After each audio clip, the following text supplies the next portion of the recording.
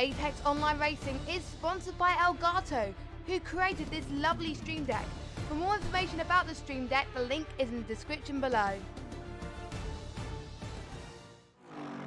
Good evening, ladies and gentlemen. Welcome along to the finale of the Apex Online Racing Assetto Corsa Competizione GT3 League at Spa Francorchamps. What a phenomenal venue to round out this incredible league that we have witnessed here at AOR. My name is Eike Sky, and I will be talking you through turn by turn, car by car, the moments and missteps perhaps of the drivers that are partaking tonight. Speaking of the drivers that are partaking tonight, we have a full grid of drivers all starting their qualifying sessions. We joined it a bit late, but just in time to start getting the first flying laps coming through. Our eyes on Prenter at the moment in the Aston Martin number 10, who has just been displaced by Chorus, down to 6th position. Noble up at the top of the timetables at the moment in that Lamborghini, not surprising at all with its tremendous straight line speed. And Spa, very much a difficult circuit if your car is not up to scratch or in balance for the balance of performance. A lot of straights, a lot of very difficult corners for the cars to negotiate. This entire downhill section can be a nightmare for a poorly balanced car, both losing time and possibly even throwing it at the walls, as someone else did, who just retired to the pits, unfortunately. But a 90-minute endurance race for these drivers to endure,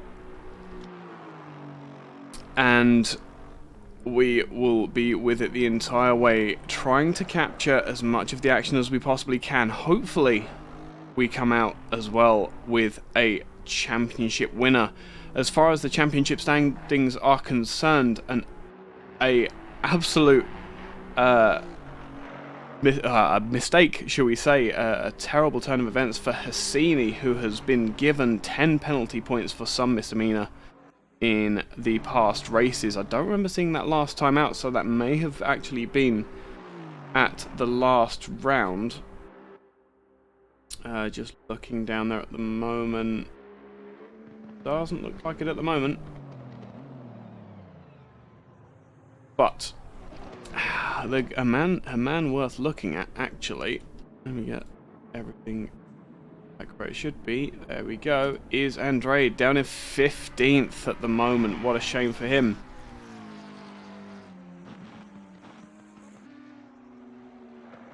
But still time to improve. Yorkie's down in 16th as well in that AMG. That 720 not behaving as Andrade would like.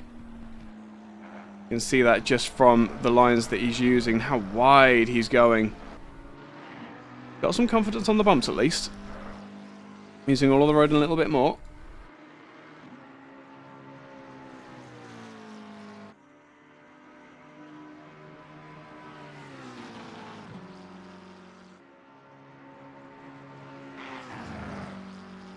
But let me just get our levels set right here. How's that? Let's get in there. We'll go about there. We're still going to have to be very sensitive of it. Nice. Wow.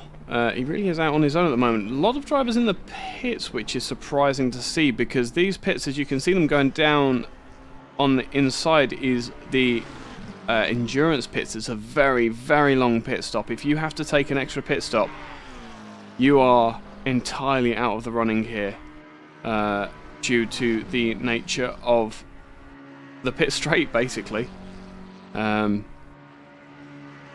seen Andrade drop in yet. Let's have a look further up the field and see how the rest of the drivers are doing. Noble's just coming across the line now. Just to start another flying lap, I would suggest. Lazanov in the Ferrari. Just coming out of the pits now. Is that a new livery as well? in the 553 is up in second as well, which is fantastic pace for the Ferrari there. And it's not just Loznov that is representing the prancing horse there. Rats as well in the 808. Right at the top of the hill. It's the highest point of the track just here. And it's all downhill until we get to that double left-hander right at the bottom. Yep, Andre did upgrade. I actually wanted to get hold of him. Actually, do you know what I'm going to do? I'm going to be really cheeky. I'm just going to see if I can find him in here. Good. I do not see an Andrade in... Ah, there we go. Let us message him.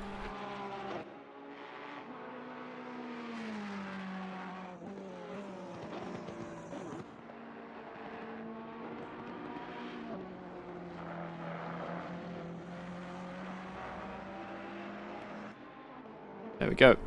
So hopefully we'll get Andrade in for a chat come the end of the race. It would be really nice to round out the season with a driver who has actually swapped cars halfway through. There's been a couple of drivers. Assassini takes revenge on the rest of the timesheets and posts a 2:17.934 to take provisional pole up at the top of the grid. Rats coming up the hill towards the bus stop now.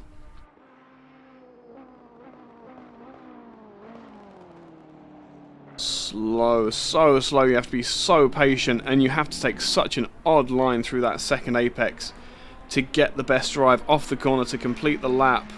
Coming up to the start finish line. Is that going to be considered it, or is that on the other side?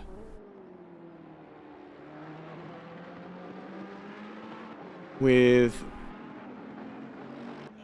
I do believe that was the start finish line on the other side. It used to be on the track map.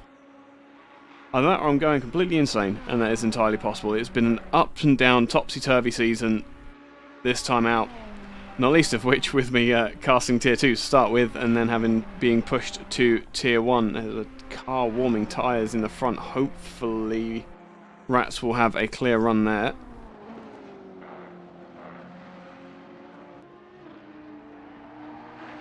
As it's an Audi that is trying to get some heat into the tyres. Let me just try. Please bug. Oh. So, we're going to have an interesting race. 90 minutes and no dashboard. So it may be a bit headache inducing. I'll give you that warning now. But unfortunately, there's absolutely nothing we can do about it.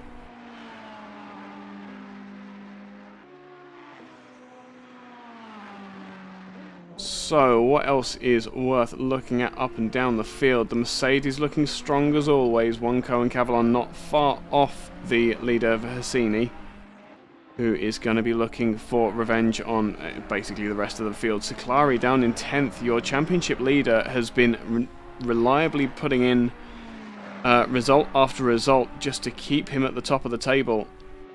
Currently down in 10th at the moment. Hassini's gone faster again, just ahead of Car Rats at the moment.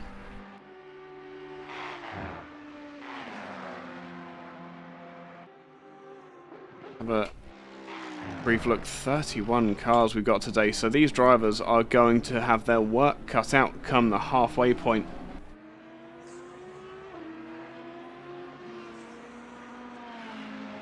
Nah, Hassini just improved, and now Rats improves on Hassini's time, going an entire 10th second. These Ferraris, man, they're on it tonight.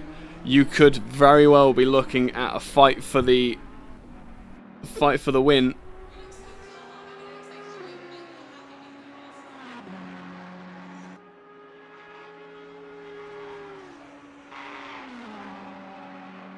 Up and over, did not get time disallowed for that. Extraordinary time there from Rats, 2:17.772. And that could well be a Ferrari being followed by two Mercedes. Haven't we seen that somewhere before? I'm pretty sure we saw that last year somewhere. And then the Lamborghini of Noble. Let me see if I can get to Noble.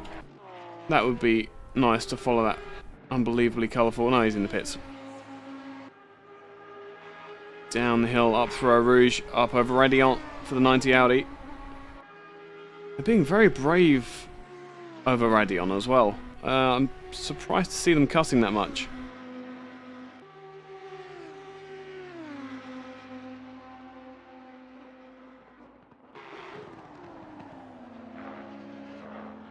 And we are down to the 0 time. We are now waiting for these drivers to... we're now waiting for these drivers to finish their laps. The 90, I think, is going to have to abandon. Yep. 22 of goals, down in 20th at the moment. And Statsenko still on a lap, just coming over the top of the hill now. Let's just jump on board very briefly. And this is driver's eye, opposite of driver's eye, as they come rattling down the hill through Speaker Corner, also known as No Name Corner. And this long left-hander that never seems to end. The car wants to oversteer on entry and then understeer all the way through, and you're just trying to pull it into the apex and keep it flat. Down through this medium fast right left, and then right down to the bottom of the hill. Now this is the very lowest point of the track here. Double right-hander, just about. See how smoothly you can make this second cut, as much as you dare, but not too much, otherwise you're gonna end up throwing it into that wall on the outside. And now the hard slog. This is where we're gonna see the Porsches struggling, especially with them being down on power. But hopefully it will be an advantageous race for them. Seclari down in 14th behind the other two Porsches. Statsenko feeling confident in the 26. Rats has been displaced by Lozanov. And that is Ferrari 123 at the top of the timesheets. Return to the garage very quickly so we can get the entire time. So, Ferrari 123, Lozanov, Rats and Statsenko for your pole position down to 3rd. Hassini, Cavallon in 4th and 5th in their Mercedes. Then the Audi of Montalbano in 6th. 7th finally will be Noble in the 123 Lamborghini. In 8th, Cryptic. 9th will be King. Chorus will be 10th in the first of the Porsches. Absolutely astounding lack of pace, but that's just the way the Porsches are. They will come back during the race. Yorkie in the 65 is in 11th, a fantastic result for him. Lucky in the number 20 will start 12th, Wonko in 13th. Seclari all the way down in 14th is going to have his work cut out the entire race. Machowski in 15th, Honzik in 16th, Prentitt in 17th, Versberger 18th, Mame in 19th, Varela in 20th. Decent result for the 99 Aston there. Golds in 21st, Andrade in 22nd. Really unfortunate for that 720. 0 in 23rd, Police 24th, De Jong in 25th, Gietven in 26th, Ganesiu in 27th, Von in 28th, Melamed in 29th, Toods in 30th, and Alex in 31st. The entire grid is covered by 1.8 seconds, and most of that is covered by the last 10. In fact, all of it is covered by the last 10. Absolutely astounding pace from everyone involved, and congratulations to everybody. We have the drivers lined up on the grid. Just getting their setups happy and sorted. Let's get the helicopter count, which is utterly useless. Those Ferraris, man, they're gonna be a thorn in the side of any championship hopefuls tonight.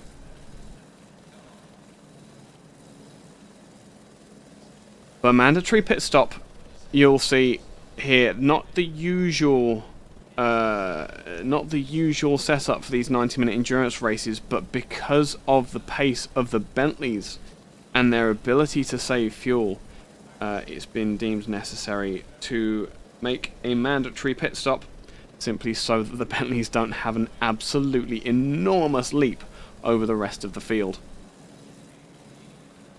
Minute to go, and let's not forget that this will also be the last time we count down to an AOR start in Season 3 of Assetto Corsa Competizione.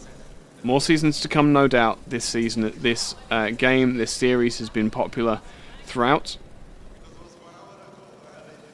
And I just can't wait to crown our champion. Really can't. It's not over yet.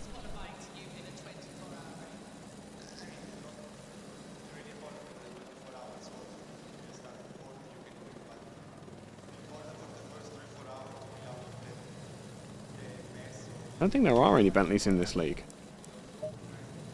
No, Varela's in an Aston. I think, as I say, everybody, as far as I know, the most oddball car that's in this tier is the Lexus of Zero.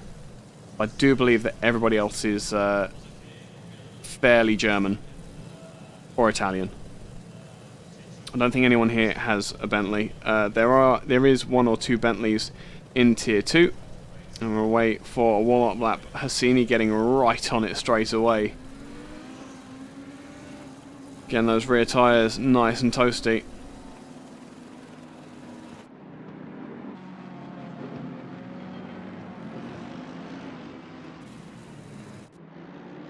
There we go. Stick with that for the time being. As the ever-lengthening train makes its way up the hill. We breathe for what may well be the last time in 90 minutes. This is going to be a big one. There is everything to fight for.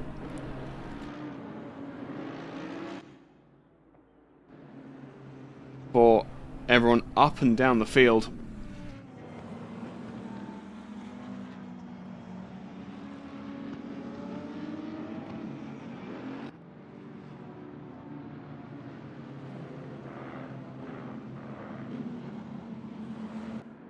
And we get to sit here and watch as well. Can you believe it? So, we get everything, my final setup over here in the comm box. I have chat here as well, so any questions arising, feel free to put in, and if there is a gap in proceedings, then I'll absolutely get round to them if at all possible.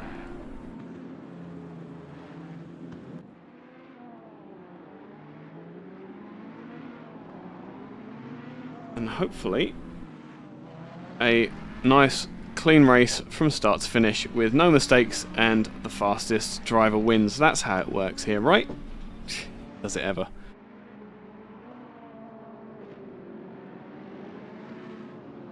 No, the Ferraris are not a pro esports team. As far as I know, anyway. Rats has had an up and down season, actually. As has Statasenko's been fairly consistent, if I remember correctly. Yeah, relatively around just outside the top 10, 10th place finish in a DNF. Worthy of note. Rats is definitely, he's 11th in the championship currently, and Lozanov in 9th. So they're fairly down as far as the overall pace is concerned, but this is going to be an absolute boon for them. Lozanov sitting 4 points behind Cavallon in the Mercedes, who is starting in 5th. Rats is just behind Prenta. Just behind Prenta with a gap of... No, he's quite a way behind. 65 points, I think. Yep, 65 point gap.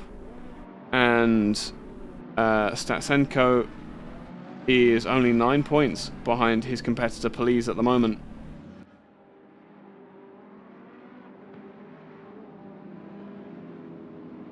We're not talking about the steering wheel versus controller debacle at the moment with ACC. There's some very polarizing comments, and I'm not going to wade in on that whatsoever. We have much more interesting things to consider for the next hour and a half. A mandatory pit stop, so we won't be seeing any clever tactics from this field as far as no runs are concerned, as they start to form up 2 by 2. Very, very neat. They're all in the practice of this now and know what they're up to. That bright pink and green Lamborghini is definitely a car to be looking out for. And down in 10th, look for that number 27 car to be making up places early in the race. And we're looking for our warning at the bottom of the screen. Green light, green light. Hassini is all the way up on alongside, looking for any opportunity that he can possibly make to jump these leading Ferraris. He needs those points after his problems from what I assume is the last race. Round the La Source hairpin for the last time before we are under race conditions, and the drivers must be itching to get going. Loznov is holding them at a beautifully slow pace. This is going to be an absolutely atomic start when we get to the green light. Beautifully held. And the grid perfectly formed as well. It's just what we want for the finale. As we get here, the green light warning given. Hassini is looking all over, but can't make any progress past third position at the moment. Will take the inside line and take fourth, and potentially, nope, has to dip back into the inside. Looking further down the field, no, the Ferrari of Statsenko is eager to get back up the inside. But Hassini confident on the outside, looking for second place. He's going to try and do it around the outside. So much grip from that Mercedes, good grief. That is second position gained for the Mercedes driver, and the Ferraris left to squabble amongst themselves. The Lamborghini up the outside there of Cavallon is going to, or Ferrari's going to run wide. Decent camera car this actually. Giving the position back temporarily to Cavallon, but as I say, that Lamborghini is going to be hungry for places. Further down the field, everything seems okay at the moment. No really big gaps. Tudes has made up a couple of places, or a place. Past Vons in the 91. ALX is... Gnesu has dropped quite a bit back from where he was. He's last car on the field at the moment. Meanwhile, at the bottom of the track at Stavolo, we have Rats. I'm very sorry, I'm going to give that a second. I'm going to give the comments a second. Let's just get the first couple of laps out of the way, and then I will try desperately to get to some of your questions arising. Up to the bus stop for the first time under race conditions. The 808 nails its braking point, but the the Mercedes is so close now. A bit of coming and going as they come up to La Source for the first time. The start-finish line they will be using is the F1 line, just for your records, as a couple of drivers stream way down the field. Oneko looks to have dropped significantly down to the back of the field there. A lot of damage on the front of that car as well. I wonder what's happened there. If we do get a moment, then we'll look. Oh, the 10's in the pits as well. This is going to be a nightmare for him. He's not going to have enough time to... He's not going to have enough fuel to get to the end of the race. So that's going to be a two-stop strategy for Prenta, and barring a veritable miracle from the weather gods, which it is Spa, it's entirely possible, he is going to be out of the race for the time being. Switch to some slightly wider camera angles so you can see what we see. Bit of a gap spreading out at the moment, but a bit of a gap is only 1.3 seconds total, covering these top three, with Statsenko forming a rear guard against any attacks from the rest of the field. Also worth looking at is Noble who has got past Cavallon now. So where did that happen? Very quickly, unfortunately. There we go. He's there then. He's there then. Oh, wow, it's done right at the top of the hill. Thrillercom, and that was the job done. So very clean. And that's 5th place. And now to try and get past the Ferrari. Sister marks, of course, but that won't matter today.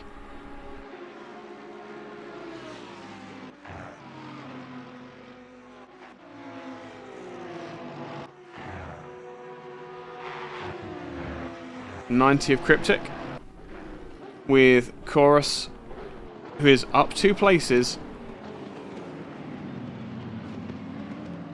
I believe, from where he started. King behind as well, and then a whole gaggle of cars, in which is embedded a championship leader, 12th position, the number 7.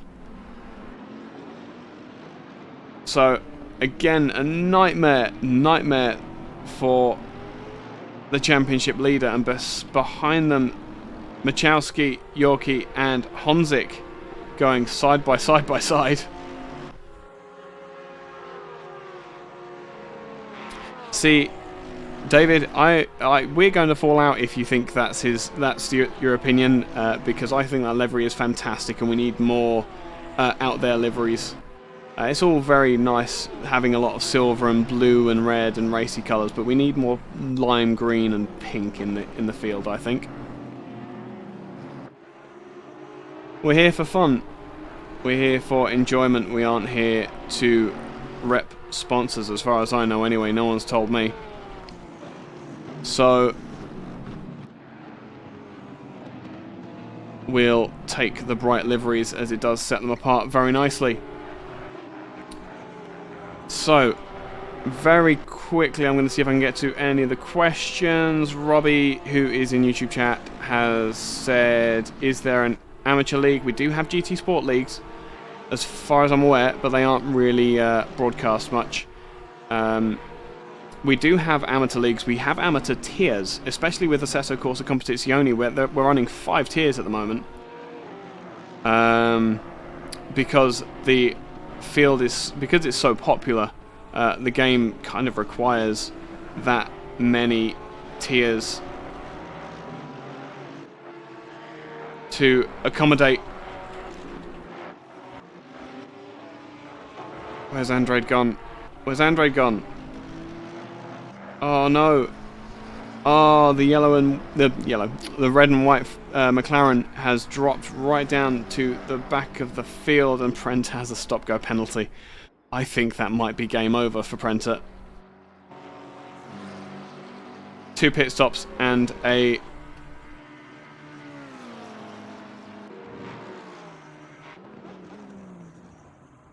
not only PC races, no. Here we go. 5 tiers. We don't run 5 tiers with matchmaking. We do a manual allocation of pace. So essentially, you will get paired with drivers that are your speed, basically. And there's a lot of Team Hassini, as always, who is still giving chase, but has fallen back just slightly from the back of that Ferrari. Some great pace there from the 808 at the moment. We have seen this before. Rats has been up near the head of the field before, either through strategy or through sheer pace. But this is the first time we've seen him genuinely right at the top of the table on out-and-out lap time.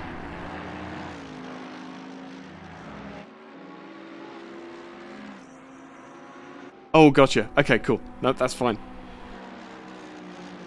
Nope. Great to see some real-life friends of Noble in the chat. Fantastic to see that. Good bit of banter there going as well. Enjoying that. Look at that car. It's so cool. There you go. Just for the haters. Police has gained 10 positions. That's insane. That is fantastic pace from the 87. How is he looking as far as... Oh, that moved.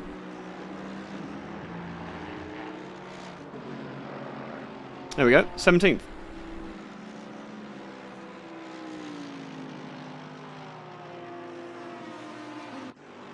So, man on the move at the moment. Thank you very much for chat. I've been trying to keep a track of everybody, but there is a lot of stuff going on. As you can probably imagine, man on the move at the moment. Absolutely Palese.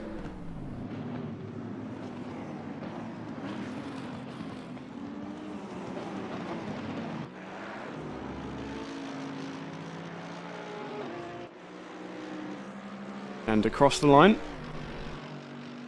Dropping back slightly. So perhaps that AMG is quickest in the first sector. That would explain...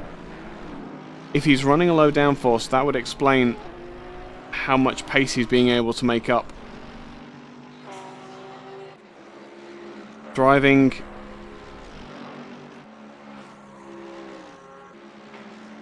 It looks glued. It does look glued, does that 87. Who was that coming out of the pits as well? Someone...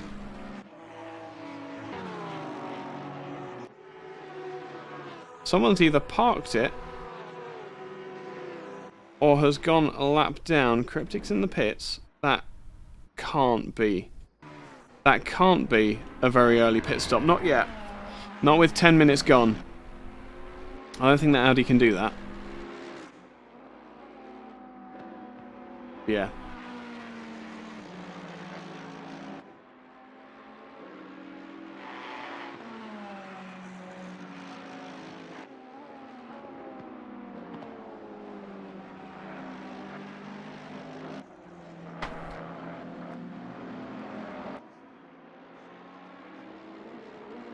And the front is... actually, do you know what? We actually have to look at Noble.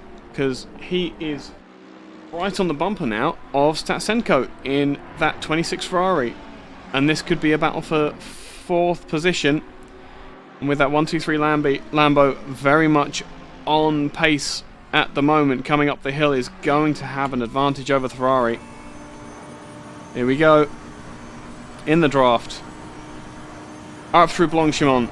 Fantastic challenging corner, and here the Ferrari is going to go defensive very early, which is going to block off the apex of the corner for Noble here, but Statsenko knows his time is short for that 4th position.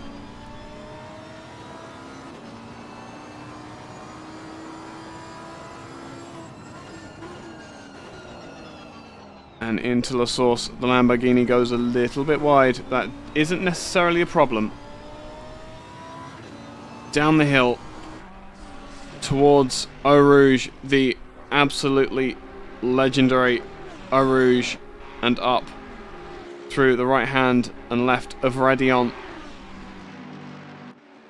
Ridiculous, ridiculous corner.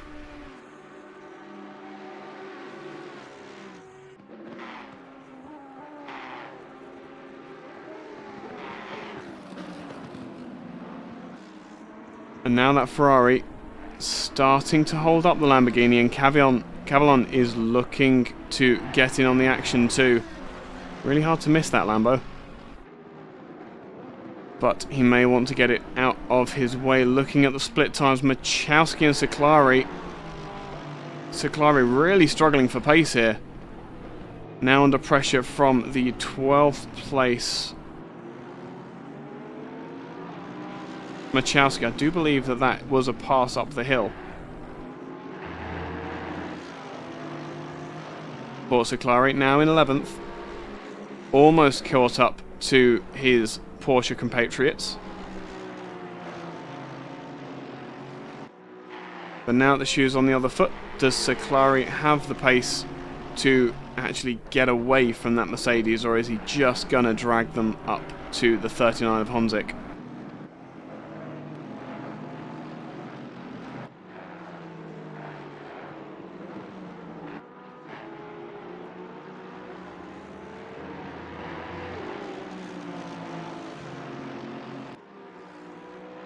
Very wide for Versberger there. That's what happens when you ride those curbs. It just catches you out.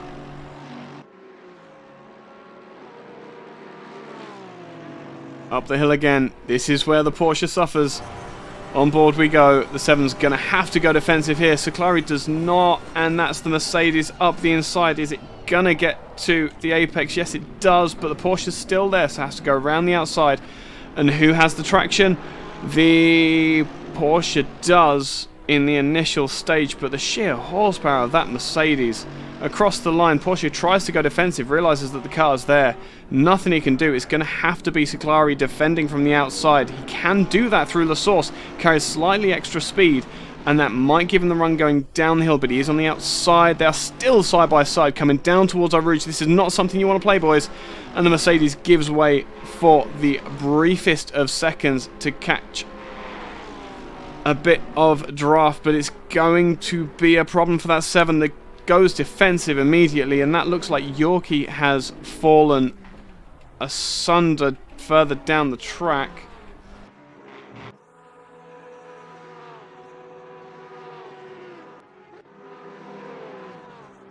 There's Yorkie. Cool. Let me see what has happened there. We'll keep a very close eye on the timing. Oh, he did it all on his own. Oh, that's heartbreaking. Through a Rouge. Up over Radion. Across the bump. He was already loose. Oh, he was already loose as soon as he hit the curb on the inside of Radion. That's so upsetting. Who was that? That was... Ooh.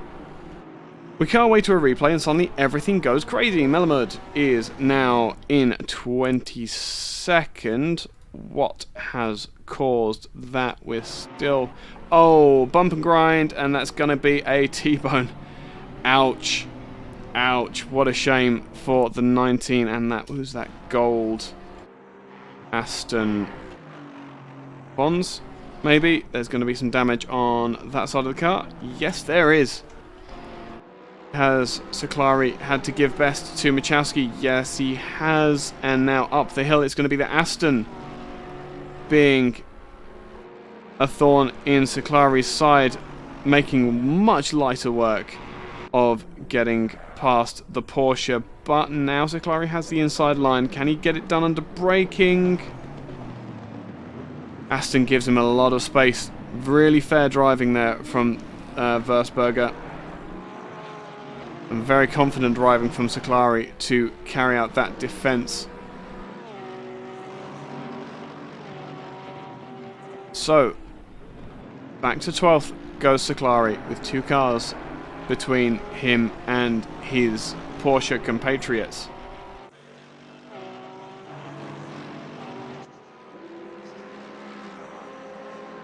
Further down, we've got just behind Versberger, we got 0 in the Lexus, and Police now in 15th, getting past Goals and Toods. 15th position for Police currently, with 0 being very interested in that 13th position that Versberger currently holds. He thinks he can get past the leader in the championship at the moment.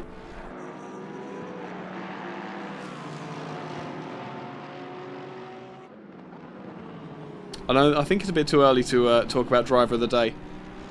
But yeah, but if you're talking about Police, yeah, he's definitely up there. Looking at the times, the gaps now, that AMG is almost literally on fire.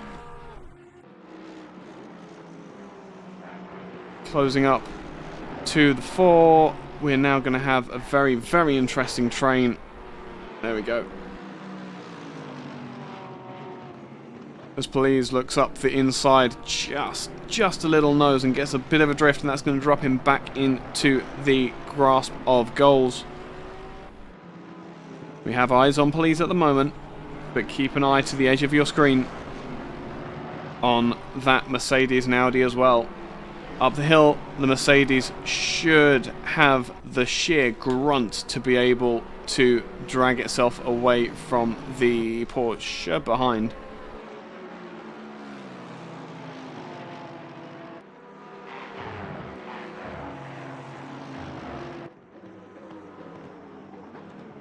Oh, has Noble got past Statsenko? Oh, fantastic.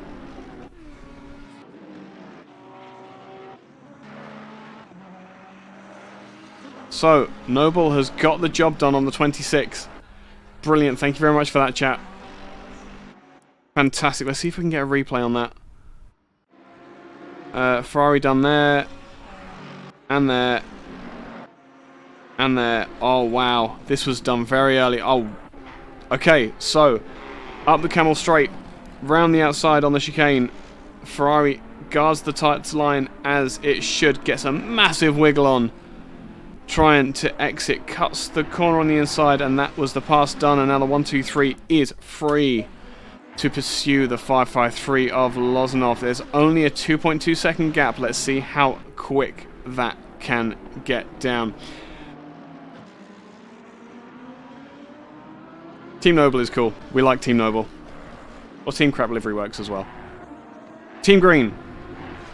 There you go. And now next on the chopping block for Cavalon will be Statsenko in that 26. You can see it's not quite holding together quite as well as it has been during qualifying in the early part of the race. 93 car, where is the 93? De Jong down in 21st.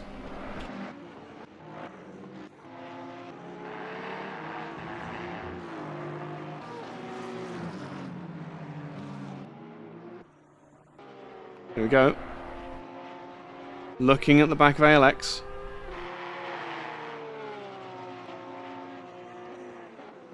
And pace seems fairly consistent. It's going to be difficult for the Porsche to pass on the Audi down here.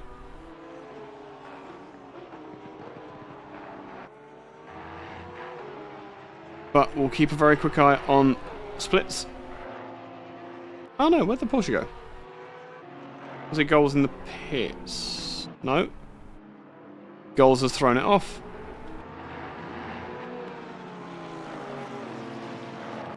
Oh, that's upsetting for him.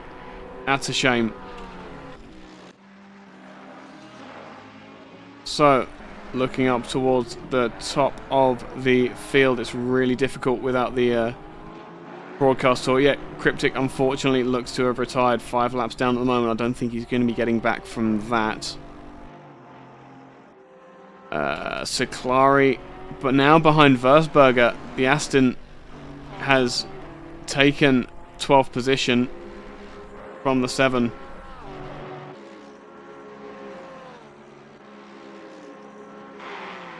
Oh dear. Yep, Police 14th. Police is going to be looking to take on the championship leader soon. And he has got past 0 as well. Astounding pace from Police. Brilliant to see him having this run up through the field. I hope that he does come and speak to us come the end of the race. It's one of these times that I wish I wasn't in charge of the cameras and could just commentate on what I see, because that would be fantastic. But this is esports. Tudes 16th, half a second off, as is 0. This whole train is just nose to tail.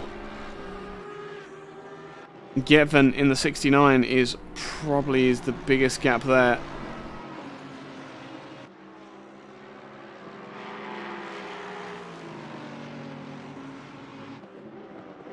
And this fight is going to be going on for a while.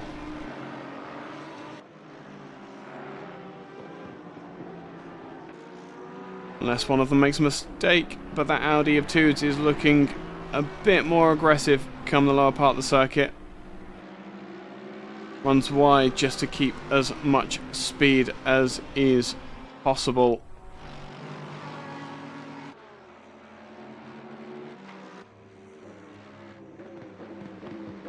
I'm not going to show Hassini, but I am going to show Lozanov. Because Lozanov dropped back to about 2 seconds and is now looking right at the back.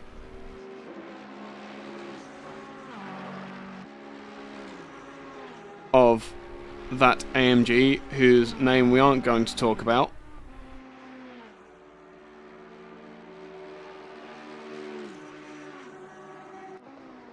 And of course, we do have the gorgeous livery of Noble cycling behind as well.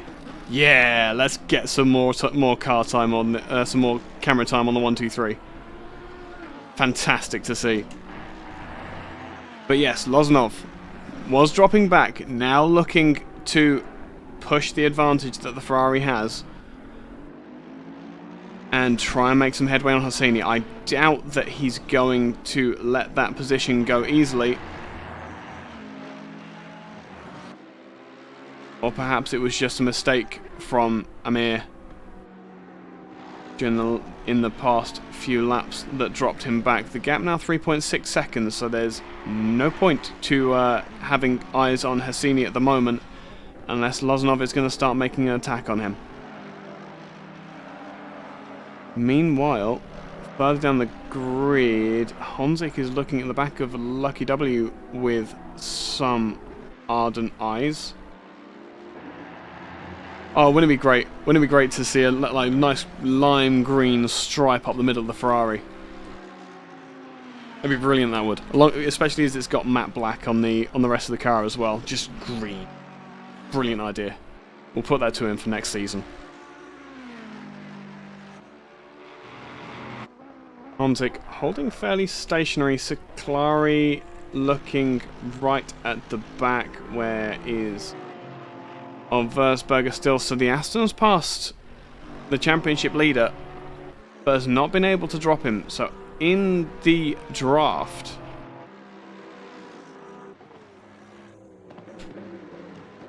the Porsche, with the horsepower deficit basically removed, along with all of its downforce apparently,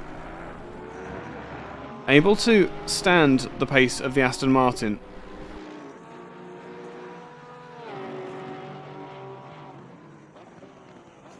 This is the gap I was more interested in. As we got some cars in the pits, I'm just going to very quickly. Wonko has been into the pits and is back on his wheels. Where's he going to come out? And Goals is out as well. Some big gaps here. Whoa, okay. Okay. What on earth happened there? I can't even...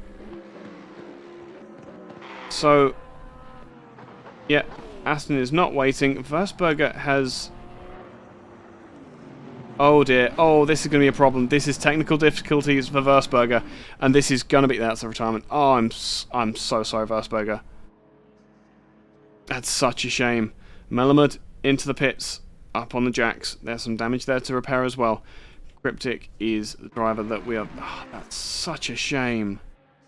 Really is for Versberger, who's having such a fantastic battle.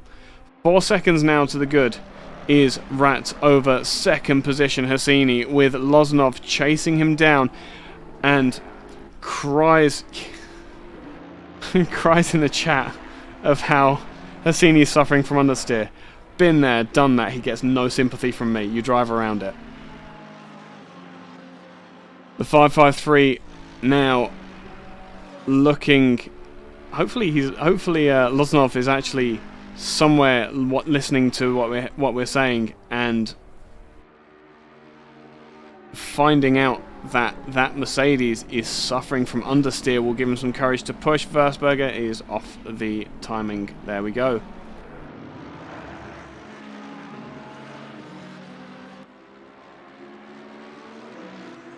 But the 1-2-3 Lamborghini is also looking to gain some positions as well, and this is gonna play into the hands of Hassini if that 1-2-3. That's gonna play into the hands of Hassini at the moment if the 1-2-3 can distract the 5-5-3 from its attack, but I don't think that's gonna happen.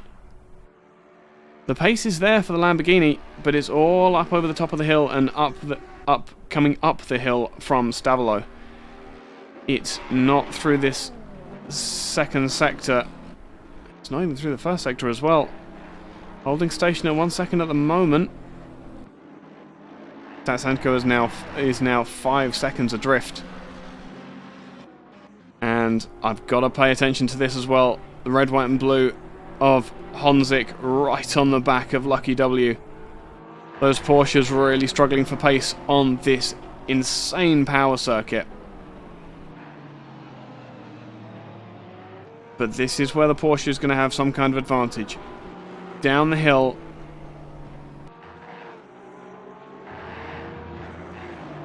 Where the power isn't quite so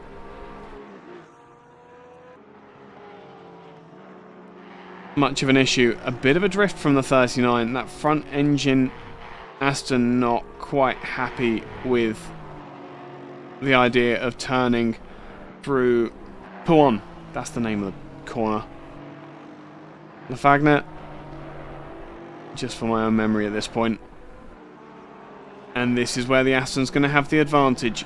Now at the bottom of the hill, the very lowest point of the track, is Honzik and Lucky W now looking to drive up the hill. Let's jump on board with the Aston Martin very briefly as they drag their just about a ton cars generally up the hill.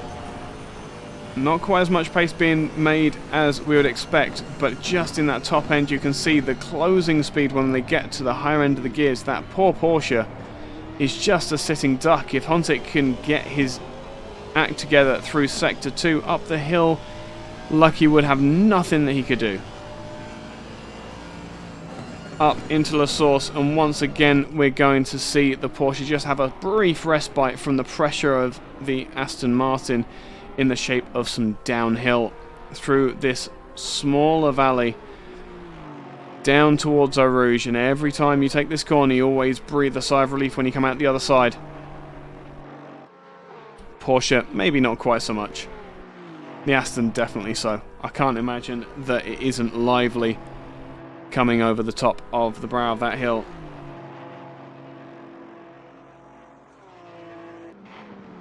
And the Porsche goes defensive. Shocking at the end of that long straight, and it's almost too easy for Honzik. Lucky has absolutely nothing to respond, no defense whatsoever. He did everything he could, but the Porsche just doesn't have the pace here today, unfortunately. That's such a shame.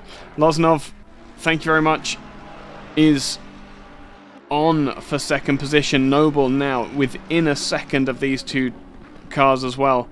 So this is the fight for second position. Make no mistake, this is going to have race-long implications. Any of these drivers trip over each other, any of them miss a braking point, do anything out of line, and they are going to be toast. We know Hassini is suffering from understeer, but the Ferrari is the one that runs wider, trying to maintain as much speed as possible, because when they get onto the straights, the Mercedes has all the answers for the Ferrari. But in the draft, up towards Blanchimont, the Mercedes gets tighter. The Ferrari has just about enough. The Mercedes takes this line, does not think about going defensive yet. The 553 now nose to tail with both the 123 in the back and the 92 in the front. And breathe for a moment once again as we go up through La Source. No move's going to be made here, I don't think, but that 92 is not happy on either its current tyres or its current suspension setup, as we see Andrade in the pit is going to be lapped by these drivers. Now downhill towards Eau Rouge. Up, and the cars go light. The Mercedes goes right over the inside and gets a massive kick of oversteer. Well held by Hassini there. And now the Lamborghini is going to be the one looking to put pressure on the Ferrari here. The gap's basically equidistant. A couple of thousandths in it, and that's contact for the 553 and the 92. Hassini having to go significantly slower to make that chicane, and that's it. That's it. That's it for the for that race. Let me get to Noble. Now sitting pretty all on his own. in second position, gifted just by putting pressure and having a bright green bonnet. Absolutely astounding. What a turn of events. It really is disappointing for the race and the fight that we were being promised. But that's racing. That's how it goes. Oh, Jalili, thank you very much for that piece of information. It's the front suspension setup. No. Why are we blaming Noble here?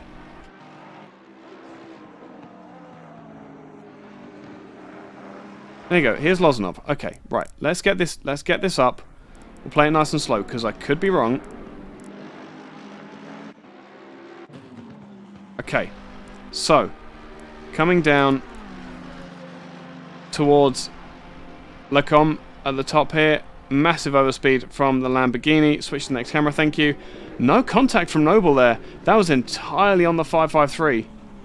Missing his braking point and just nowhere to go for him or Amir in front. So, Hosseini is going to drop to the pits. That is just about workable as far as the strategy is concerned.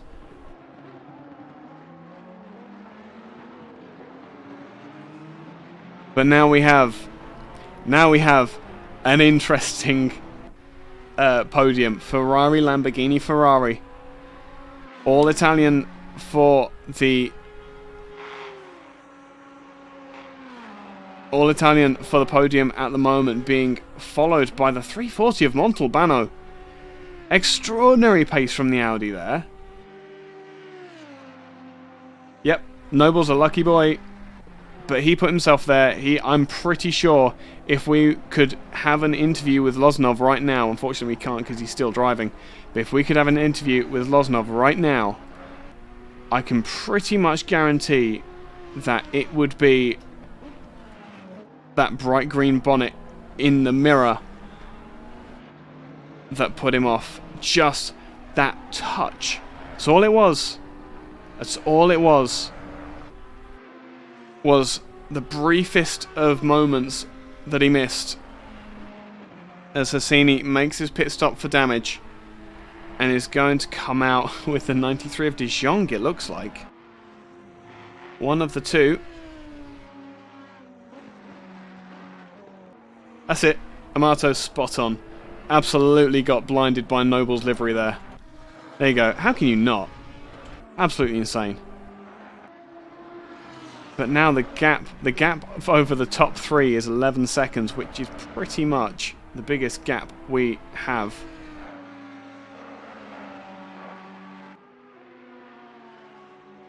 Lozanov looking to regroup and get some positions back. Currently running around in 5th, on aggregate 6th. But now Hosseini is our marker. Hosseini is now our marker for essentially the top 5, where they're looking to drop out, and that split in between Hosseini and Vons is where we are looking for, or where the drivers from Lozanov up are looking to slot in. 39 seconds, so lots of room.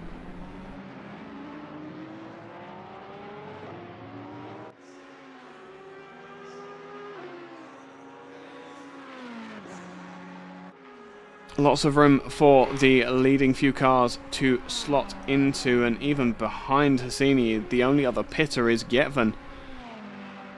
Around 45 minutes we should be seeing, here we go, Mame in traffic, feeling he can go faster.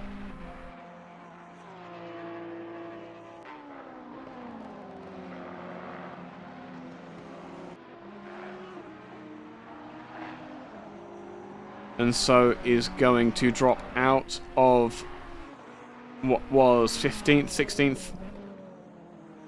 Take the pit stop, get it done, get some clear air, and see if that 17 Porsche is any faster with some clear air.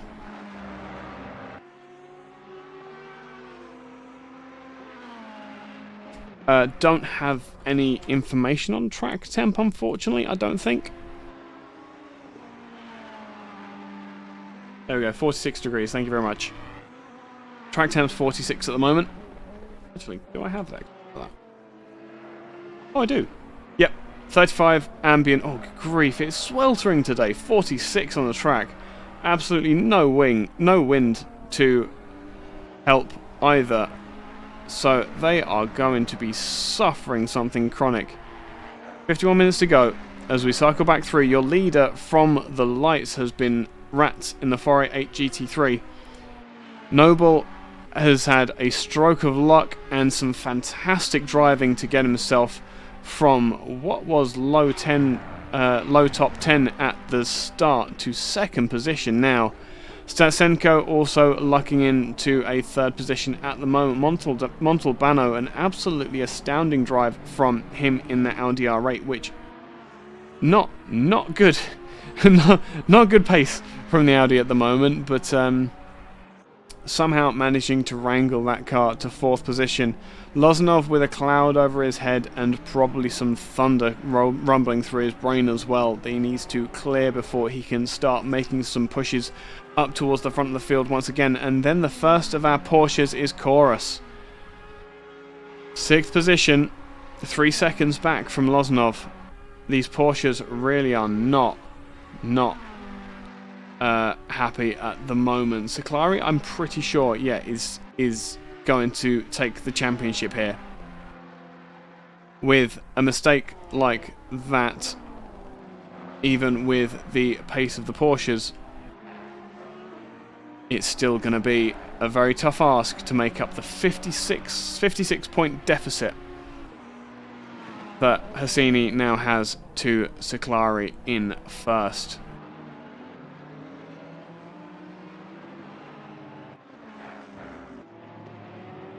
Oh, here we go. Honzik, Lucky W. Honzik, I believe, has gotten past... Yeah, has gotten past the 20. So that has only happened recently.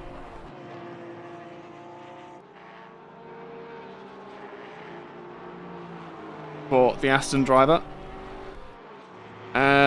Zero and Police are having a bit of a battle. That previous 4-car train has been decimated to the only 2 that remain.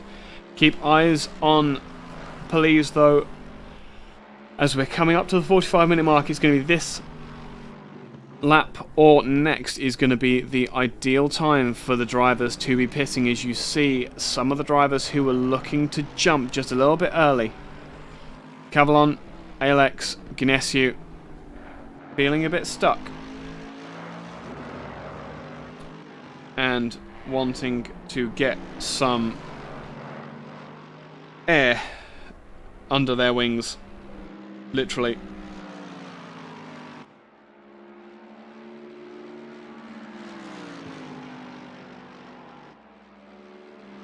Back up the hill, the Lexus is looking strong, looking super strong is Zero in along the straights. Mercedes has to go defensive, but that's pretty much the move done.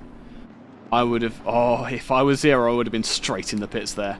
Good grief.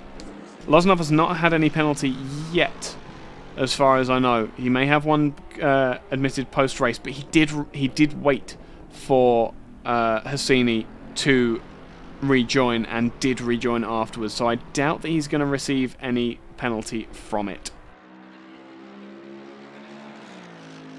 Absolutely insane. That Lexus is like super strong on the straights and then nowhere in the corners. And here we go. This is going to be the mass exodus of cars from the top of the table. 46 minutes remaining, and this is we're just going to stick with Chorus because he's done his pit stop now. He's back on his wheels, and he's now got to sit at 60 kilometers per hour. I think it's 50 kilometers per hour, 30 miles per hour through this entire pit lane. Now remember, all of the drivers have to do this. All of the drivers are stuck behind this, so we're not feeling for Cora specifically. But all of the drivers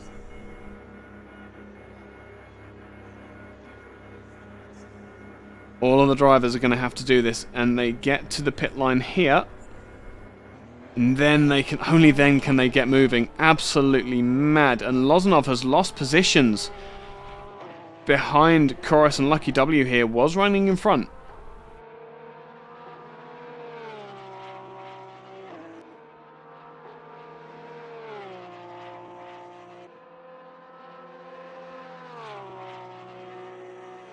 But here we go. So, over half the grid has made their pit stops now. Yorkie's in the pits from 14th. Promotes Hassini to 13th. And here we go. Statsenko all on his own in the pits. Siklari staying out still. Whatever's going on with that 7, he is happy with the pace for now.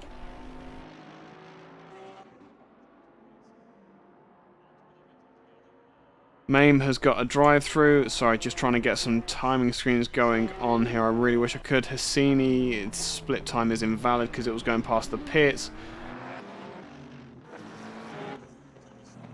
Wonko and Vons as we hit the halfway point. Right down the back of the field. They're still fighting. Ah, stop go for Yorkie. Your boy has got a drive-through. Stop go. That is gonna be penalties. That's going to be trying to get into the pit stops. Hassini up to 12th. Past Lozanov, which is what we would expect. Lozanov has just come out of the pits. Please in the pits now.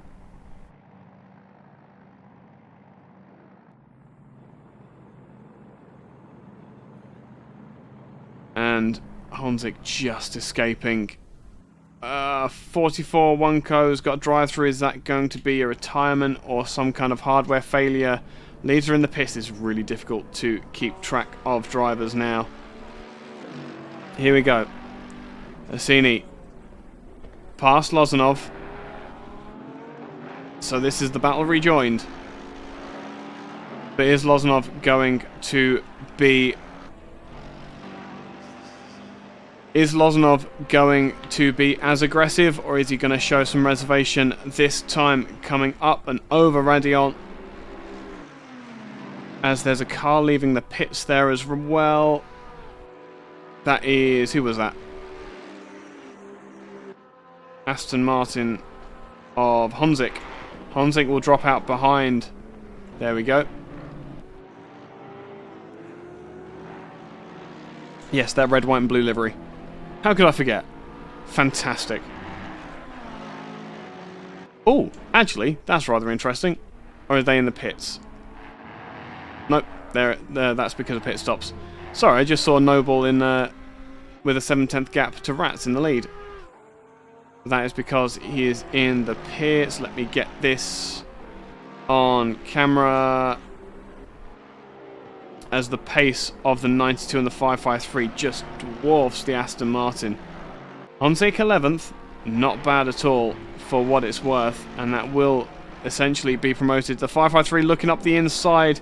92 has to brake very late.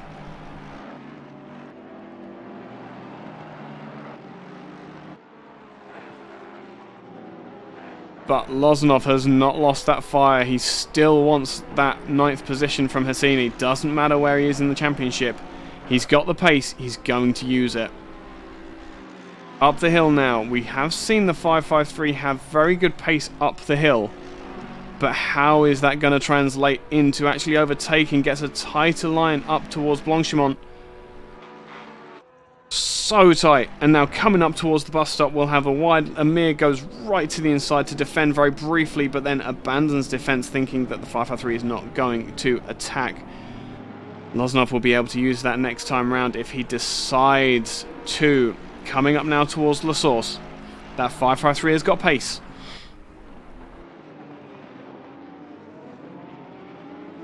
Such a slow corner this, and now it's just patience, patience, patience, getting onto the acceleration, going down the hill. This is the most satisfying part of the track, absolutely, without a doubt, as you come thundering down past the pits. The grandstands echo to your left, the wall echoes to your right, down through the compression at Eau Rouge, up through the negative compression of Radion, and up onto the Kemmel Straight.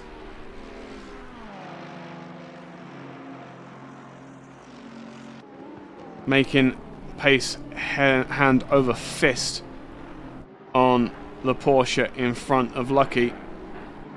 Now, this is interesting. This is interesting. This is really interesting now. Okay, so Noble not pitted yet. We ignore him. He's probably going to drop back into second position. That's not a problem. Stasenko 12 seconds behind Rats. Montalbano in the 340 is 2 seconds behind them. Chorus and Lucky W 5th position and 6th position respectively. Those Porsches have done it again on strategy. Not necessarily the race over yet. There's still 40 minutes to go, but they are right up there once again. And the 553, as they come down to the bottom of the hill, the better handling of the Ferrari is going to give Lozanov the best of advantages. Can he make it work? Can he make it work this time up the hill? He knows that Hassini doesn't want to defend into the bus stop chicane come the top of the hill, but he will if he has to. What can that 553 do to get past and get that 7th position off him? Up the hill now. Absolutely nothing between them. The 553 looks to the inside. There's no space there. Through Blanchimont, both of them flat by the looks of things. A bit of a gap left now by the 553. That could be just the expansion of the speed. They come down to the braking zone at the bus stop. Honzik now looking like he's got the car underneath him once again. Is going to join this battle. I'm afraid for the Hassini boys in chat, I don't think there is going to be a comeback today. That is 8th position, and with his understeer problems, he's having trouble keeping with the pace of a Porsche. Down the hill now. Lozanov. Up over the top. Come on, the 553 in the draft. Can he get it done? The pace is there. We know the pace is there. It's just that top speed. He has a massive overspeed here. What on earth was that? That was weird. Looks to the inside, does Lozanov, and under brakes. Hassini messes it right up. He's going to have problems getting back up to speed. He should probably give that position back. But the scene of the previous accident, I think, will allow him that one for the time being. Yeah, I think everyone heard that. I think that was in game. But now coming down the hill, the 553 has got the handling. Can't get it done through through Pouon. And now the Aston Martin is going to start putting pressure on the 553 as well. He has no claim in this fight. He just wants the positions.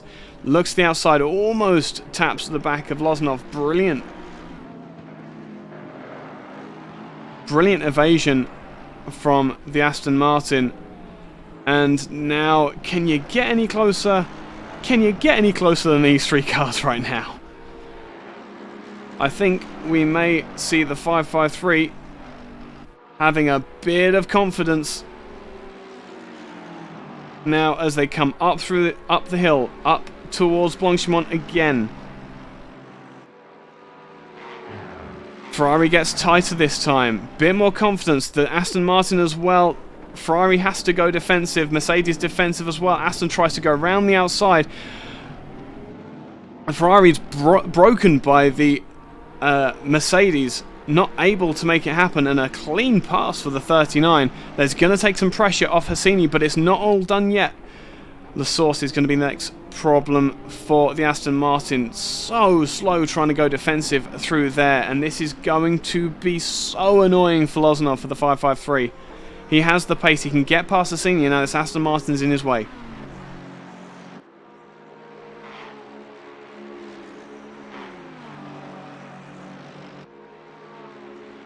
Up and over the hill. As we take a breath, I have to take a breath, otherwise I'm going to die.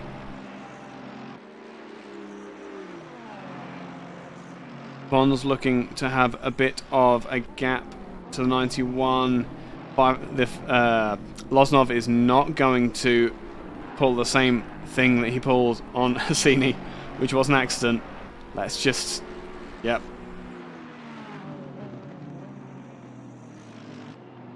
Brilliant driving all round from these drivers. Is there anything else? Do we want to watch anything else on the track right now? It's currently looking at the back of this trio. There is a battle further down the field. But this... this is absolutely the fight for... Well, it's the fight for the... It's almost the fight for the championship. It's not quite the fight for the championship.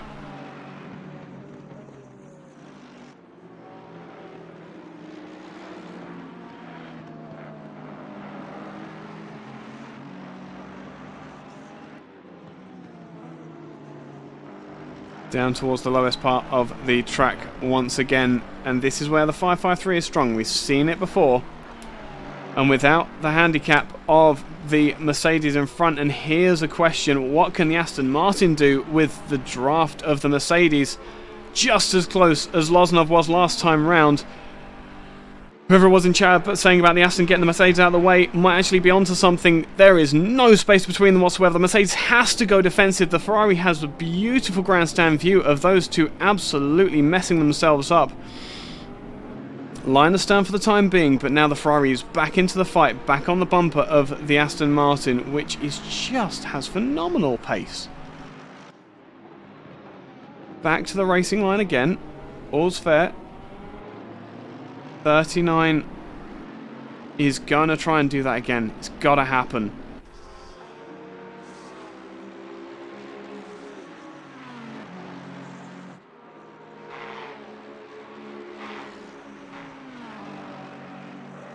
Up and over the hill.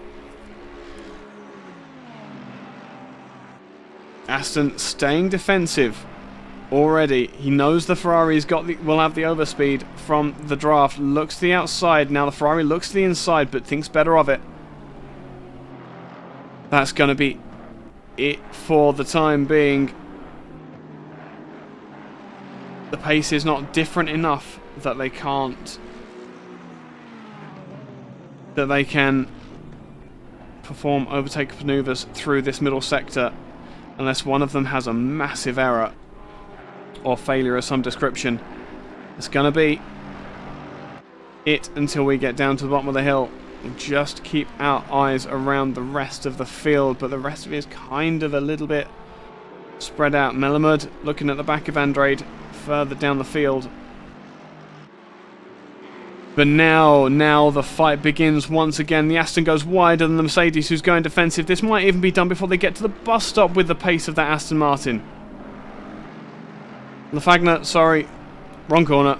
Looking at timings. Now they're at Stavelot. And it's the game played all over again. The Aston, front engine. There is absolutely nothing between these two cars, and now the Aston Martin is on the bumper of the Mercedes. And here we go. Oh, and the second crash for the 92. And that, I think, was a little bit more 50-50. Honzik had the pace. Oh, and what on earth happened there? Okay, this one's getting a replay. That was peculiar. What on earth happened there? Right, okay, so coming up the hill, we'll jump on board with Honzik. Let's see if we've got any decent views. Nope. We're now down at Stavelot. Not same engine, no, same engine positioning. And they both go wide. Now here's the difference. Very similar speeds, but the Aston has the draft. Getting in the mirrors, absolutely there. And, oh, do you know what? That was the smallest of touches. That really was. You have to feel for Hassini there. And, oh, Yorkie hitting the 92 and just knocking him off into the barrier. Good grief. There we go. And so, I think we just saw... he's rage quit. That's a shame. That's really unlucky for him. It really was. And what else is going on? That also means the problem we were going to have for these two Porsches here in 5th and 6th, of course, and lucky.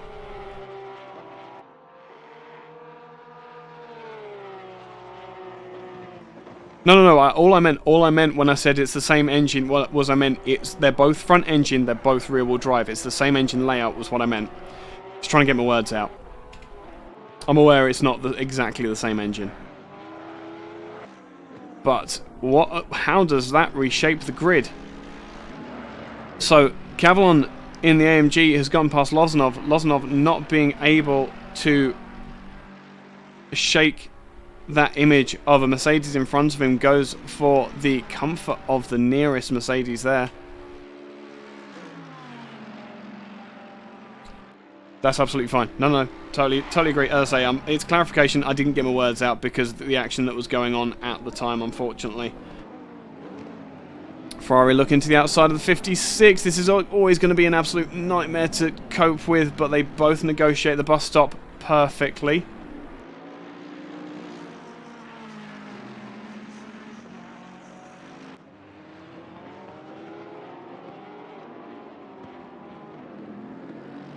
And this, we know the 553 pace is there. We know Cavallon is up there as well, though. Qualified very close to the top of the field as well. Well, much higher than the Porsches, for sure.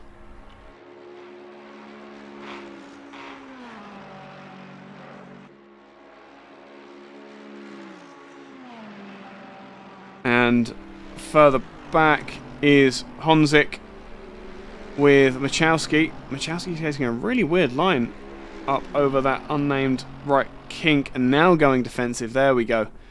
Coming up to Lacombe. Oh, so close. So close for both of them. Almost wheels touching. Fantastic racing from both these drivers.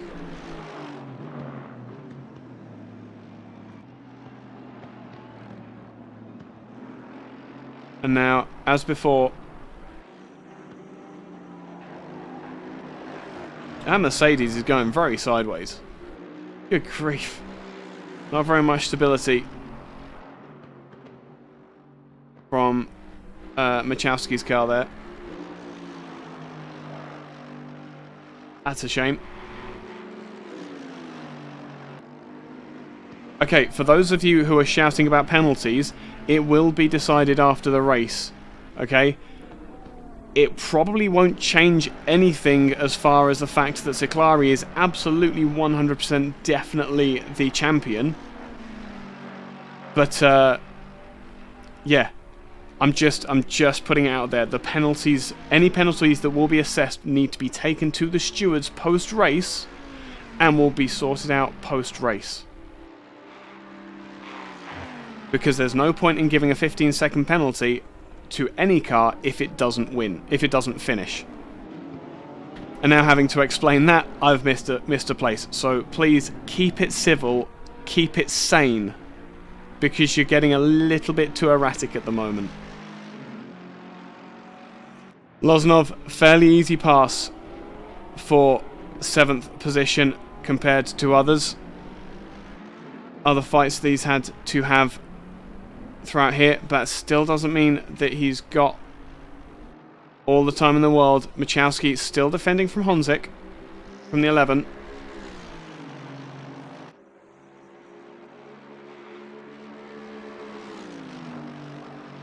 And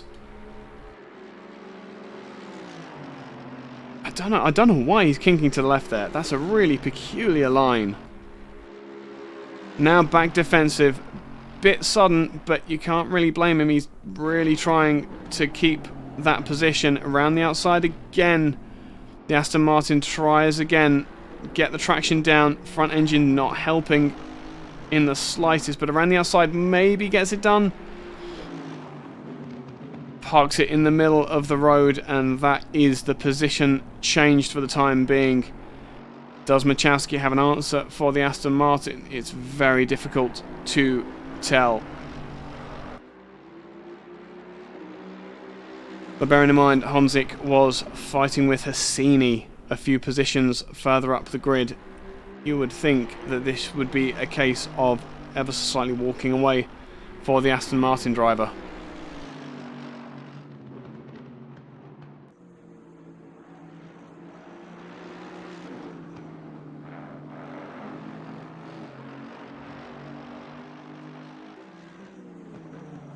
Down to the lowest point.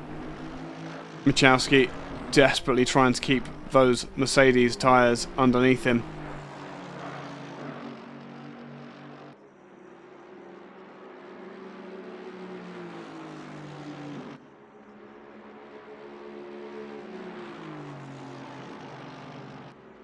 And as predicted, Honzik, having the pace, is able to just gap the Mercedes behind. Meanwhile, around here for 7th and 8th, gap is just slowly extending for the Ferrari of Loznov.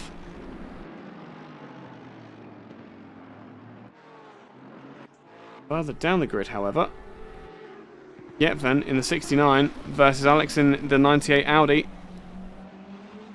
Coming through the bus stop, that Audi is looking to have some pace now.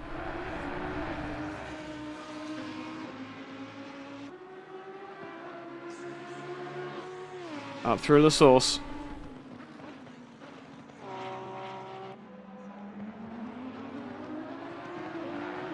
And now back down the hill. Lamborghini should have the legs on the Audi. Through here. We take a high shot.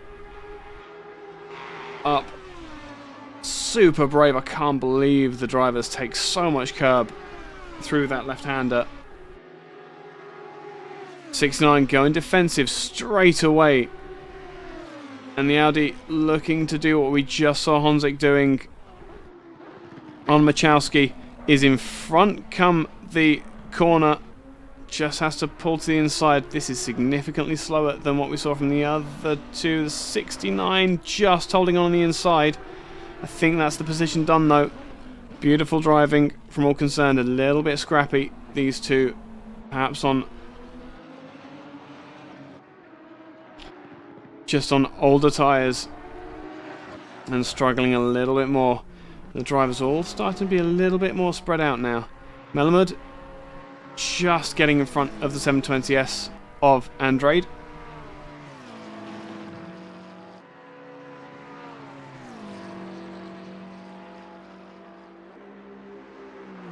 And Hans, the gap's all very, very spread out now. Perhaps some time to actually give some camera time to the 808 Ferrari. A fantastic... He's fantastic. Fantastic pace has Rats had the entire race. Brilliant pace in qualifying. And just an exemplary show of how to control a race.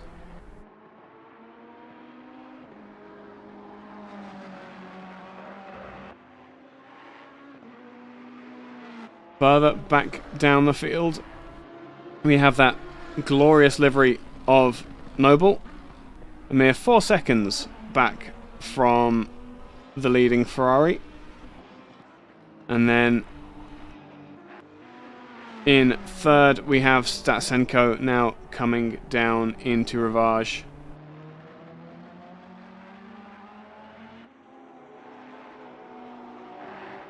And Speakers still keeping it together.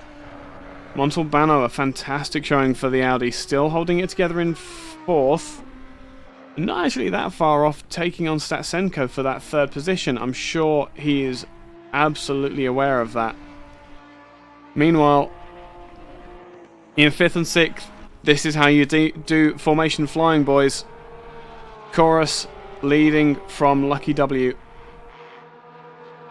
A mere 8/10 between them, but a comfortable pace being run between both of them. Fantastic driver. Yeah, Police and Rats drivers of the day. Yep, really, really good.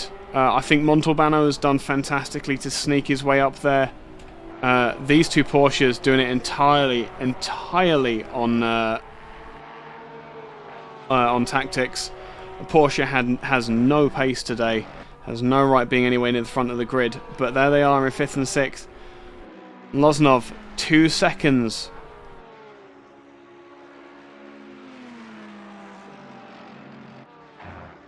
Two and a half seconds behind that pair, with Cavallon a mere 8/10 behind.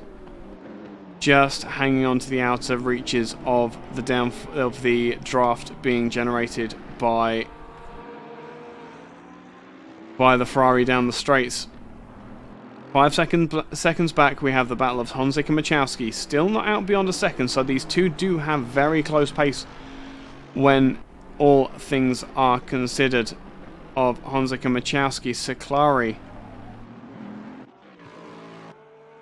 coming over the start-finish line now. 9 seconds back. Bit of a heartbreaking race for him, but he has absolutely no work to do now. He has nothing to prove. Just get the car to the finish, and the win is yours. 0 as well, only 2 seconds behind. You can see on the track map behind, they are not that far apart, but 12th position for the Lexus. Brilliant show of pace for 0. Police now in the 87 in 13th. Brilliant pace shown at the early start of the race. Now that it's getting towards the end with only 20 minutes to go, he's got a bit of clear air, and that pace has kind of fallen off a bit. It shows that it wasn't necessarily the car that was helping him get those positions. It was the driving, the opportunism, the aggression that we've seen from Police's driving before. Always metered, always controlled, but definitely knows when to make that dive. 7 seconds back behind them is this battle of the Audi and Lamborghini of Alex and Getvan. Again, great showing for the Audi here today. Surprising to see Alex. Pleasant surprise to see Alex so far up the grid. Same with Getvan, really. Really good to see that beautiful black and gold liveried Lamborghini so far up the field. De Jong, Guinescu in the 991, suffering from Porsche-itis, it seems. Suffering so much with lack of power on the straights, just not being able to recover the pace in the corners with all the traffic they would have had earlier in the race. Varela, another very good black and gold livery. The 99, a quiet race for the most part, it seems. Fairly consistent in 18th. Good showing from him. Melamed in the 720. No, sorry. In the 911, fighting with Andrade in the 12. Not being able to drop the 12, but has definitely got past him. And then, yes, one of the prettiest cars in the field, even if it is blazing white. Good to see McLaren being shown in the top tier of GT3 racing. Then Von's a mere 4 seconds back, can see his target. If we look through the split this time, it's gone down from 3.9 3.12. Vons is still pushing to try and make up the places. And David Mame in 22nd. Goals in 23rd there. And then it looks like we have lost the rest of the field, unfortunately. But that is your race so far. Don't forget, this isn't over yet. There's still 17 minutes to remain. All it requires is one lapped car to decide that they want to jump left instead of right. Or Rats to jump left instead of right. And it could all be over, and then we're looking at a Lamborghini winning the final round of the AOR ACC GT3 League. Keep going to say championship. Brilliant, brilliant, scintillating pace, as always, from Noble. He really has become a reliable pair of hands throughout this season, being able to get results out of this Lamborghini where it didn't necessarily deserve to. And that gap, good grief. Statsenko 14 seconds behind at the last split. There we go. Now coming down the hill. Let's just jump on board with him very briefly as we come rattling down the hill towards Eau Rouge. Eau Rouge, this little left-hander here where you get so much compression up and over the hill. And that is Radiant, that right-hander, or the right-left perhaps. Kemmel corner is that little kink to the right, and now this is the Kemmel straight where the cars finally get to stretch their legs after being put through so much pressure up until that point on the lap. Down on the brakes through Lecomte. And Malmedy doesn't get very many mentions. That's just kind of part of Lecomte at this point. Rivage, a flat. It really is. The tarmac is flat through that corner. It is unnerving. And then an off camber now. Speaker's corner. As Statsenko comes down the hill to Pouan. You can hear the tyres tortured, trying to keep the car facing the right way and going where the driver's asking them to, and then down into Lafagna. A passing place for quite a few people, but we've not seen much action there tonight. And now Stavalos, not really a passing place, but we've seen many passes over the years been set up right here as you run a couple of inches further wide if you can.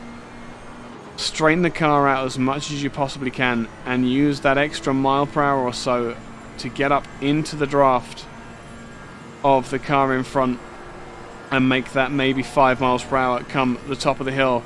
A very flat left through Blanchimont, not even hesitating for Statsenko. Very confident in the handling of that Ferrari. And now the new bus stop, simplified compared to how it used to be, but still a beautiful finish to a breathtaking lap around Spa Francorchamps, and just to properly complete it, the La Source hairpin, which has seen so much action over the years. It really can't be put into words. 100 meters from the start line to the tightest corner on the track does not equate to a quiet life as far as first corner incidents are concerned. And that's a lap of Spa on board with the 26 Ferrari of Statsenko, as the gaps now looking to be quite a bit wider than they have ever been. As what has happened? What's happened to Chorus? Chorus has been dislodged by both the 553. I believe that's probably going to just be through pace. By the 553 and the 56, both able to get past. So the Porsches, after performing so well on strategy, looking to now suffer from on-track pace. And who is it behind? It's Honzik and Machowski. 39 has more than enough pace to be able to take the Porsche here.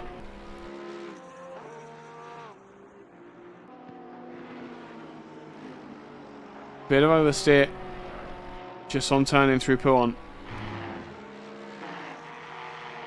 It's just what you want. That's the only way you're ever going to get the car into the apex on these particular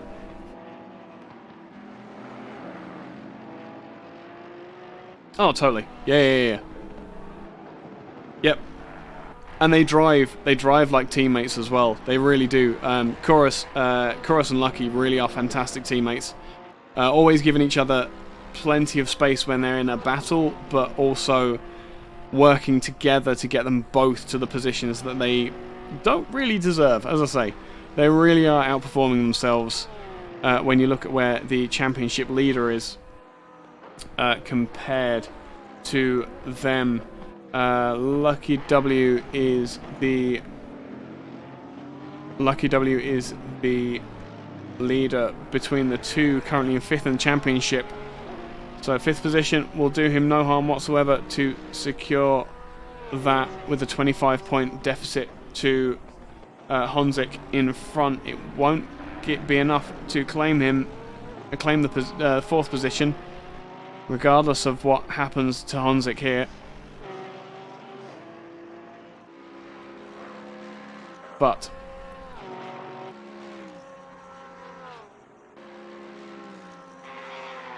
just keeping eyes on Chorus at the moment.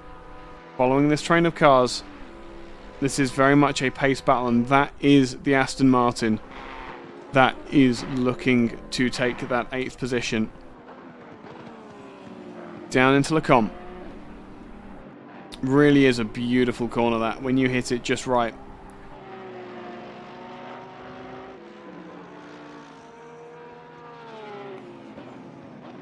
And now round Rivage.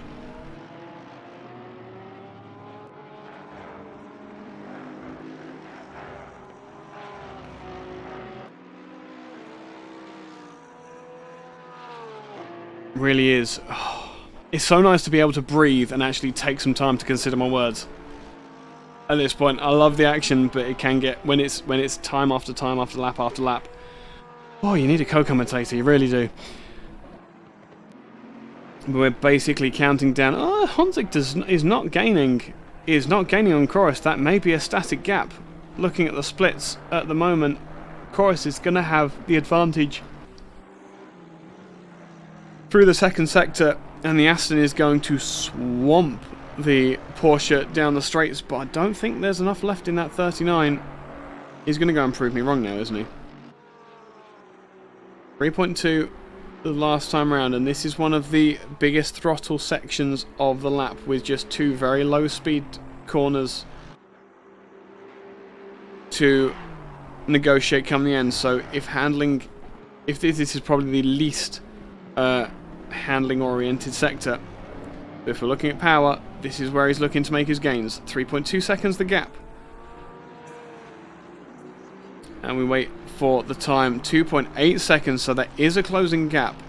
Just need to keep an eye on it as the laps tick down. At his current pace, I don't think he's quite got enough time to get the Porsche. We've probably got 2 minutes, 4 laps maybe remaining. Ciclari, a lonely run in 11th, but enough.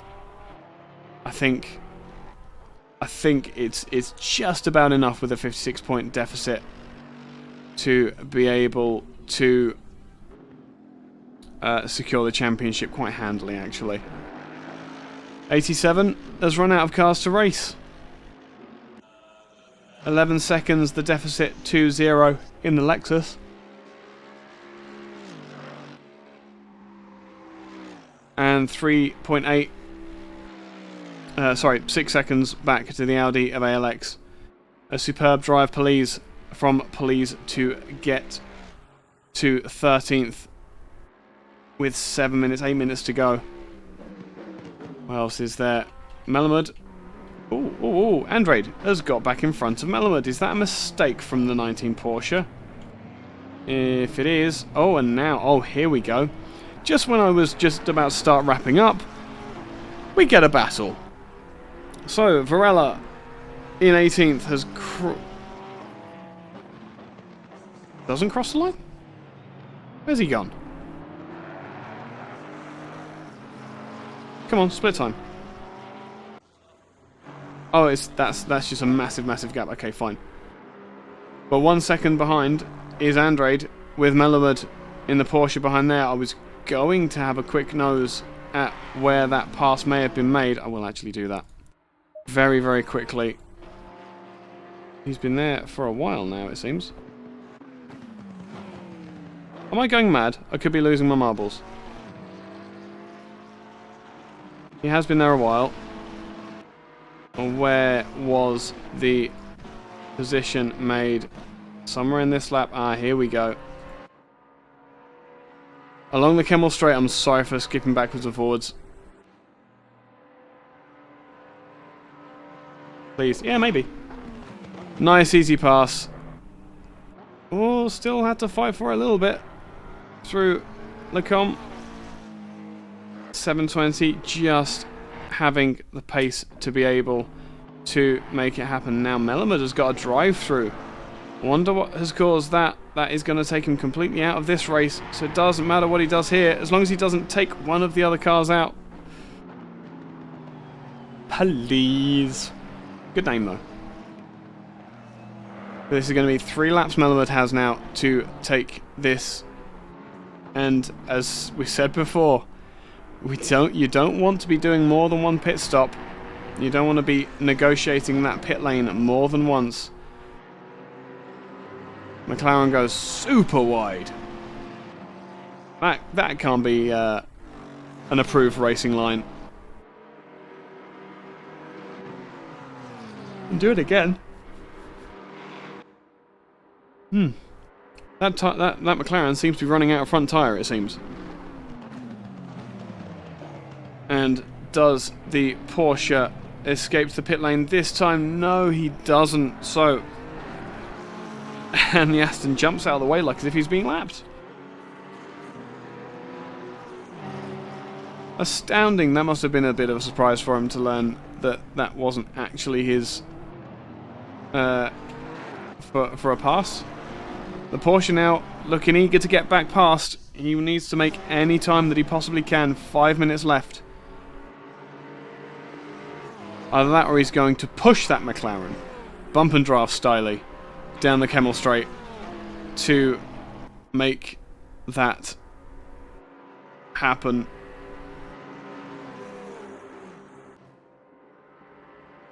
Thank you very much for the pointers.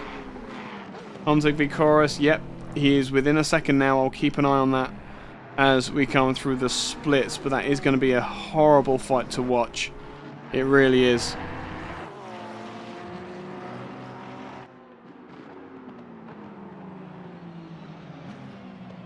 This is, sideways from the 19, getting out on the marbles and getting a bit of a drift on.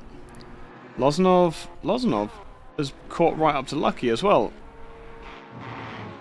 In that Ferrari. Here we go. We'll get a little bit closer. Up the Kemmel Straight again. It seems like we're here all the time. The straight line speed of that Ferrari is ridiculous as it comes up towards Lecombe at the top of the hill. Absolutely phenomenal straight line speed compared to the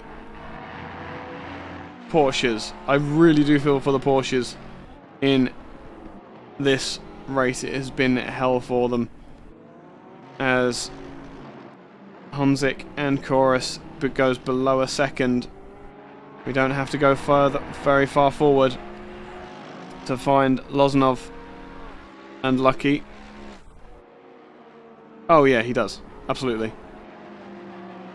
Lozanov's always fast. It's the car that doesn't always seem to be underneath him. Or yeah, Ferraris are on and off pace, depending on the tracks that we've been round. But coming down through Lafagnet. And this is the weak point and the green light for Lozanov to push the rocket button. Stavolo, get as much speed as you possibly can. Maximize the throttle time. Honzik 6/10 back. We could see them both lose places through the bus stop chicane. Not quite close enough yet.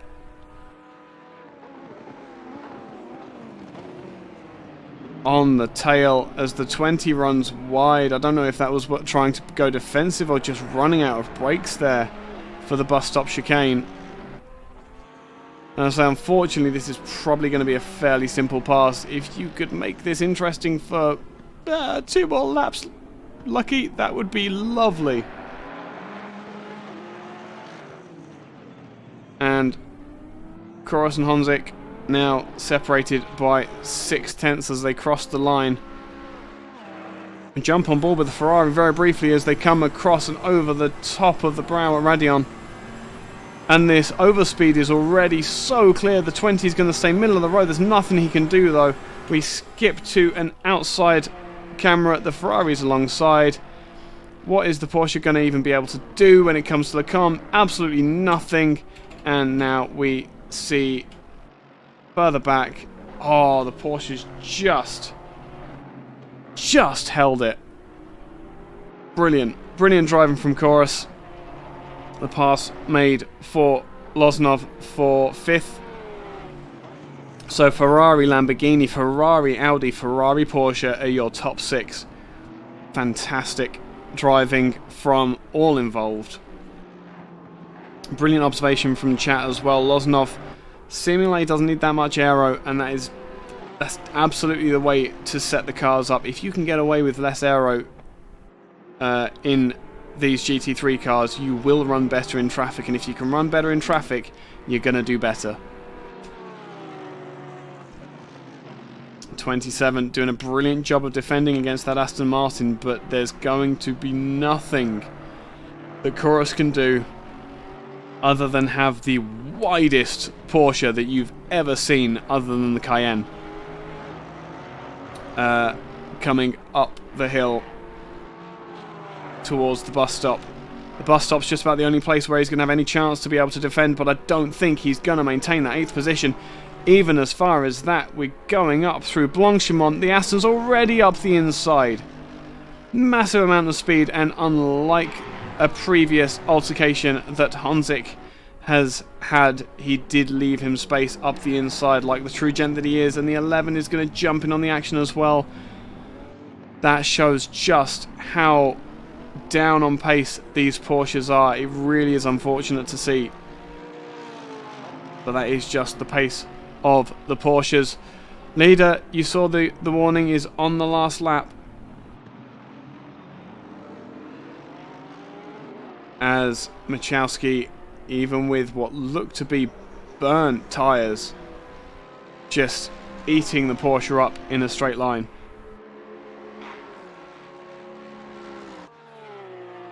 Really is a shame there. And last lap, we are on. Lucky still 2/10 has lost the position to Cavallon as well. Not surprising the slightest, unfortunately. But now we have to give some congratulations, as we have quite a bit of way left to go to the start-finish line. But we'll get things wrapped up now. What can we say about Rats this race? Avoided the limelight foremost just by being blisteringly fast and having a bulletproof strategy. Once there was a big enough gap behind, he took no hesitation to jump into the pits to retain that lead. Only Noble ever was in front of him on the standings as he comes up towards the bus stop for the last time under race conditions, giving the Aston in front a bit of a flash. It would do him well to just slow down and let the Ferrari pass. He's not going to do it.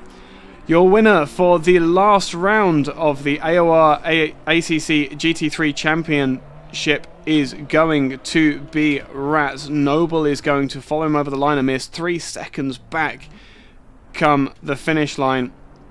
20th will come home Varela. Beautiful bit of driving there, and we catch him as he comes across. Statsenko, the 26, a beautiful drive from that yellow and black Ferrari as well to come home third. Montalbano, a scintillating effort from the Audi to bring it home 4th. Fantastic effort from all involved. Loznov, bit of a mark on his record this race, but nonetheless a fantastic drive. Cavallon following him home. Lucky W will come across the line in 7th come the end of the race. Honzik will come across in 8th, Machowski 9th, Chorus in 10th. Very unfortunate for the FTW pair. Seclari, a quiet race, but will take home the championship.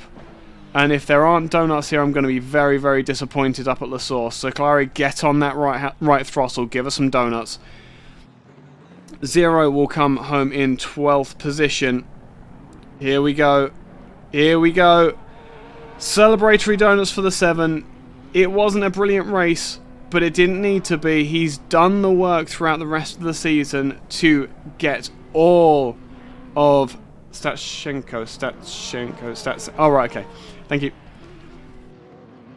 So Clary's done all the hard work up until this point so that he could relax, so that if there were any issues, he could just coast the car home. Zero is going to come home in 12th. 13th will be Alex. Please, a fantastic drive into 14th, not losing out to the Lexus. Oh yeah, both Zero and ALX losing out to the Lexus before the start-finish line.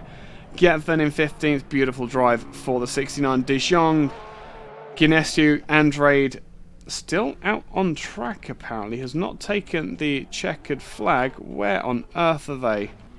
There we go. Andrade across the line now. 19th will be Vons, Varela in 20th, 21st Maim, Goals in 22nd, 23rd will be Melmud. I think that is going to be about it.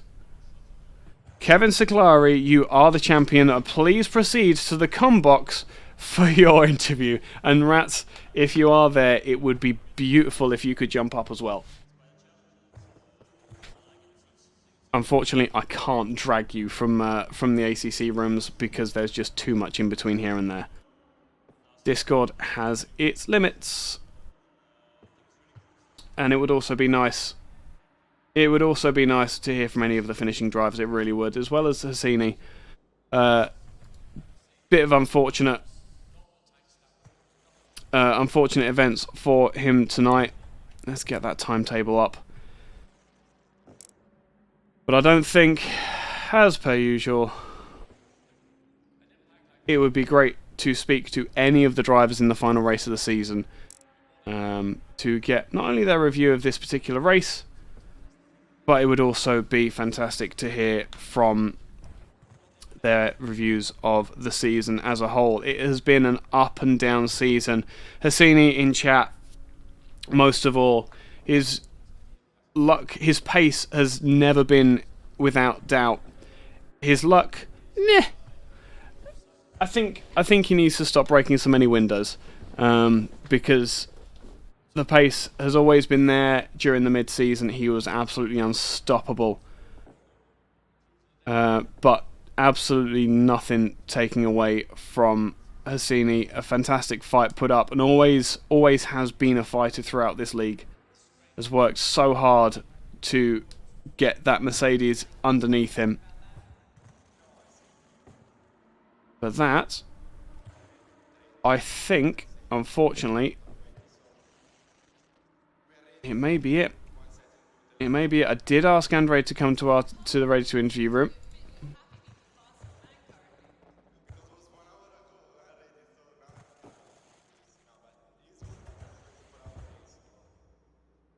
I think we've got Andrade. We're going to get Andrade lined up, so we're going to get at least one review of the season, and an interesting one as well, because he was one of the drivers that changed cars halfway through the season, so it's going to be interesting to get his perspective on that as well, when he jumps into somewhere that I can drag him from. Oh, actually, I might be able to do this. Okay. No, that's absolutely fine. He said he can't talk. That's really unfortunate. Okay. I was waiting for an interview, but it seems that none are coming. As always, it has been an absolute pleasure to be your commentator for this race. My name has been Eike Sky. If you have enjoyed this absolutely astounding, breathtaking, exhilarating, ridiculous, I think ridiculous probably sums it up best, AOR season, absolutely spam that like button. Click the like button below. If you enjoy what we're doing here at AOR, De Jong, good man has jumped in to Ready to Interview. Felix De Jong, congratulations on completing the race. Congratulations on completing the season. How was that for you? Well, kind of Mr. Consistent all season. You really have been. Consistently at the back. Yeah, but you haven't been getting into trouble either. No.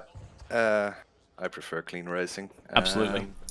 And yeah, I've seen a lot of that. I've seen a lot of incidents in the midfield. Been on the losing end of some of those as well myself. But yeah, it was good. Fantastic, fantastic to hear. And you were, oh good grief, what on earth were you driving? I'm having one of those. I was driving in the Porsche. You were. How was the Porsche here at Spa tonight? I said with a degree of ignorance that they were down on power, they were down on pace, but yeah, you were totally right. Yeah. I had a lot of fun with LX, but I just couldn't keep up with him on the straights, and he just blasted past with I think like 5 to 10 kph difference. Yeah. So I don't really think there was anything I could do. No. Just let him by. Actually. No. Unfortunately, that has been the story of the Porsches, well, all season really, hasn't it? When it comes to power circuits, it's just you have to rely on strategy. That's the only hope you've got. Yeah, the undercut is very powerful. But yeah, I am kind of done with driving the Porsche for now. I can imagine. It's been a bit frustrating, to say the least. Yeah, absolutely. But you enjoyed the season. Enjoyed being at the top tier of AOR racing. Yeah, I did. Brilliant. Very good. Coming back for next season as well, then. I think so. Yeah. Awesome. That'd be brilliant. I can't see the ACC league going away anytime soon. It seems to be a bit of a mainstay of the championship of the forums at the moment. Yeah, but the player count's still improving, so that's good. Absolutely, exactly what you want to hear. Exactly what you want to see. But congratulations nonetheless. Fantastic racing all season. It really has been a pleasure to have you, and thank you for coming for a chat afterwards as well. Yeah, thanks for having me. I thought you were so lonely, so I thought, well, let's kick it in and go for it. You're a good man. As I say, it's an absolute pleasure to hear your voice, and I wish that all the rest of the drivers would come and say hi as well. Yes. There you go. Well, have a good night. Yep, you too, mate. I'll see you in a Bye. bit. I think he's the only one who's going to come and talk to us. I think that's going to be about it. They've had their opportunities. They should have been up there by now. Right, I'm now going to close out properly. So, thank you very much for watching. If you like the video, leave a like leave a like below. If you like what we're doing here at AOR, the bot has been spamming the forums link. Click over there, click in the description, get subscribed to the channel, get signed up over on the forums, get signed up to a league. There are several ACC leagues in the pot at the moment, as well as a number of social races. There's Project Cars 2, there's Dirt Rally, there's R Factor coming back as well. Everything's popping off on the forums at the moment. If you want to get involved, get over there, get signed up. And you never know, maybe you'll be talking to me as you win your very first AOR League race. My name has been Eike Sky. It's been an absolute pleasure commentating this series for you. I will see you again soon. I don't know when yet, but soon. In the meantime, have a lovely evening all, and I will see you next time.